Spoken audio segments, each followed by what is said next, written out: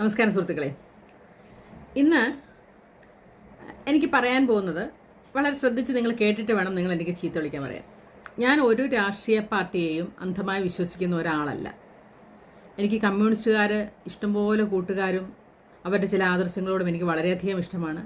കോൺഗ്രസ്സുകാർ സുഹൃത്തുക്കളുണ്ട്, അവരുടെയും ചില ആദർശങ്ങൾ എനിക്കിഷ്ടമാണ്. BJP-ക്കാരും സുഹൃത്തുക്കളുണ്ട്, അവരുടെയും. അപ്പം ഞാൻ ആരെയും വേദനിപ്പിക്കാത്ത രീതിയിലാണ് ഞാൻ എൻ്റെ വീഡിയോസ് ഇടാൻ നോക്കാറ്.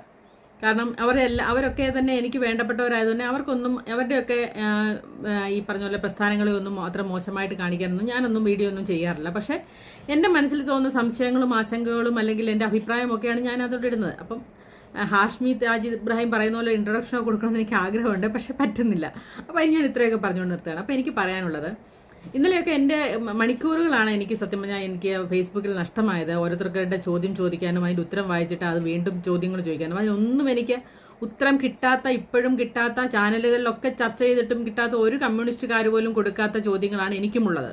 ഒരാൾ പോലും കൊടുക്കാത്ത ഉത്തരം. അതിൽ അഡ്വക്കേറ്റ് അരുണൊക്കെ വന്നിരുന്ന് പറയുന്ന കുറേ സോഫ്റ്റ്വെയർസ് കേട്ടിട്ട് സത്യം പറഞ്ഞാൽ ലോകത്തുള്ള കമ്പ്യൂട്ടറിനെ കുറിച്ച് അത്യാവശ്യം ബോധമുള്ളവരൊക്കെ പൊട്ടിച്ചിരിച്ച ഒരു കഥ നമ്മൾ കണ്ടു. അതേപോലെ തന്നെ ഒരു ചുമന്ന ഷർട്ടിട്ട ഒരു ചേട്ടനെ ജീപ്പിൽ കയറ്റാൻ നേരം ഞാൻ സഭയ്ക്കാനല്ലെന്ന്, ഞാൻ പഴം മേടിക്കാൻ വന്നതാണെന്ന് എന്നൊക്കെ പറയുന്ന ഒരു കോമഡി രംഗം, അത് വളരെ കോമഡി ആയിട്ടാണ് കണ്ടെങ്കിലും അദ്ദേഹം ഇപ്പം ജയിലിലാണ്. അവരുടെ വീട്ടിലെ അവസ്ഥ അത്ര കോമഡിയല്ല എന്നൂടെ ചിന്തിച്ചുകൊണ്ട് ആണ് ഞാനീ സംസാരിക്കുന്നത്.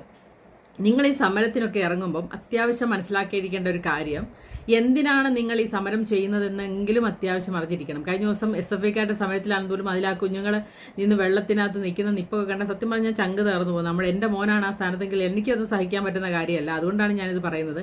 നിങ്ങൾക്ക് അതുകൊണ്ട് എന്തെങ്കിലും നേട്ടം ഉണ്ടാകുമെങ്കിൽ, നേട്ടം ഉണ്ടാവാതെ നിങ്ങൾ ഇതിനൊന്നും പോകരുതെന്നാണ് എനിക്ക് പറയാനുള്ളത്. അതായത് ഇഷ്ടംപോലെ കോപ്പറേറ്റീവ് ബാങ്കുകൾ, ഹെൽത്ത് ഡിപ്പാർട്ട്മെന്റ്, KSFE എന്ന് വേണ്ട, ഈ 10 വർഷം കൊണ്ട് സകലമാന ഇടങ്ങളിലും പിൻവാതിൽ നിയമനം കൂടിയും അല്ലാതെയും ഒക്കെ അവസരങ്ങൾ കിട്ടിയ ഒരുപാട് പാർട്ടി പ്രവർത്തകരൊക്കെ ഉണ്ടാകണമെന്നാണ് എൻ്റെ ഒരു ധാരണ. വെറുതെ ഒരു ധാരണയൊന്നും അല്ല, എനിക്ക് വ്യക്തമായിട്ട് അറിയാമായിട്ട് തന്നെ പറയുന്ന കാര്യങ്ങളാണ്. അതൊന്നും ആരെയും ബുദ്ധിമുട്ടിപ്പിക്കാൻ വേണ്ടി വെളിപ്പെടുത്താൻ ഞാൻ ഉദ്ദേശിക്കുന്നുമില്ല. അപ്പോൾ നിങ്ങളിങ്ങനെ മുൻതിൻ്റെയിൽ ഇറങ്ങുമ്പോൾ ഒന്നുകിൽ നിങ്ങൾക്ക് അതുകൊണ്ട് സാമ്പത്തിക ലാഭം ഉണ്ടായിരിക്കണം, അല്ലെങ്കിൽ നിങ്ങൾക്ക് ഇതുപോലെ ഏതെങ്കിലും ഒരു പ്രസ്ഥാനത്തിലോ, അല്ലെങ്കിൽ നിങ്ങൾക്ക് അടുത്ത ഒരു ഇലക്ഷൻ ഒരു സീറ്റോ, അല്ലെങ്കിൽ നിങ്ങൾക്ക് ഇതുപോലെ ഏതെങ്കിലും ഒരു കോപ്പറേറ്റീവ് ബാങ്കിലോ അല്ലെങ്കിൽ ഒരു ഹെൽത്ത് ഡിപ്പാർട്ട്മെന്റ് എവിടെയെങ്കിലും നിങ്ങൾക്ക് ഒരു ജോലി കിട്ടും എന്ന് ഉറപ്പില്ലാതെ വെറുതെ ഇറങ്ങി ജീവിതം നശിപ്പിക്കരുതെന്നാണ് എനിക്ക് നിങ്ങളോട് പറയാനുള്ളത്. കാരണം ഈ പറയുന്ന ഇപ്പോൾ ഇന്നലെ പോലും പറയുന്നത് പിണറായി വിജയന് വേണ്ടിയിട്ട് ഒരു കേസുമില്ല പിണറായി വിജയനെതിരെ. അദ്ദേഹം ഈ പറഞ്ഞ ദൃശ്യത്തിൽ പറഞ്ഞ പോലെ ജോർജ് കുട്ടി ചെയ്ത പോലെ ഒരു വലിയൊരു ഈ പറഞ്ഞ പോലെ അമാനുഷികമായ ഒരു ബുദ്ധിവൈഭവം മുള്ളിയെ അവിടെ കാണിച്ചു എന്നുള്ളതാണ് എല്ലാവർക്കും. ഈ പാർട്ടിക്കാരോട് നമ്മൾ രഹസ്യമായിട്ട് നമ്മുടെ കൂട്ടുകാരോടൊക്കെ സംസാരിക്കും